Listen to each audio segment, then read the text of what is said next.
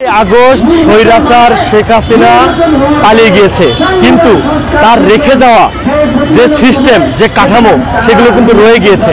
বিগত 16 বছরে পুলিশ বাহিনীতে যে সকল নিয়োগপ্রাপ্ত হয়েছে তারা কিন্তু প্রত্যেকেই কোনো না কোনোভাবে আওয়ামী লীগ, ছাত্রলীগ, যুবলীগের সাথে কানেক্টেড ছিল।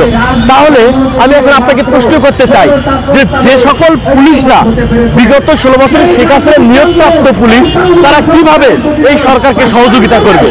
আমরা এই জন্য তো বলছি যে সরকার ব্যর্থ। কেন ব্যর্থ এটা আপনাকে বুঝতে হবে। এই সরকার শেখ হাসিনার কোনো কাঠামো পরিবর্তন করতে পারে নাই, শেখ হাসিনার কোনো কাঠামোকে ভেঙে চুরে নতুন করে গড়তে পারে নাই।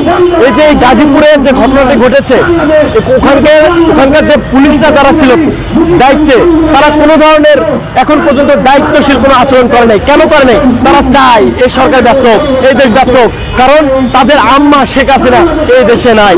সেজন্য আমরা বলছি এই পুলিশ বাহিনীতে বিরাট একটা পরিবর্তন দরকার।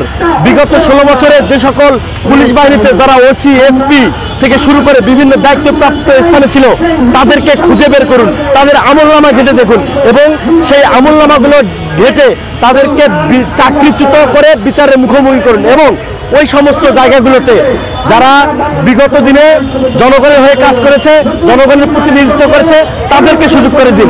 একই সাথে এসপি, ওসি, ডিসি থেকে প্রত্যেকটি সরকারি দপ্তর, অধিদপ্তর, পরিদপ্তরে যে সকল ফাঁসিবাদের আমলাগুলো রয়েছে তাদেরকে সরে দিয়ে নতুন করে যারা জনগণের প্রতিনিধিত্ব করে, যারা দেশপ্রেমিক, তাদেরকে নিয়োগ করতে হবে।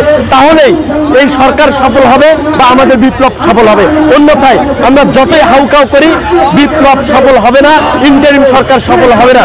এবং আমরা খুবই গভীরভাবে লক্ষ্য করেছি এই যে ইন্টারিম সরকার গত 1 বছরে কখনো কিংস পার্টি গঠন হওয়ার জন্য পৃষ্ঠপোষকতা করেছে, কখনো বড় বড় দলগুলোকে সার্ভিস দেওয়ার জন্য, তাদের কথা অনুযায়ী নিজেকে পরিচালিত করার জন্য সার্ভিস দিয়েছে। প্রকৃত অর্থে জনগণের আশা আকাঙ্ক্ষা পরিপূর্ণ করতে তারা কাজ করে নাই।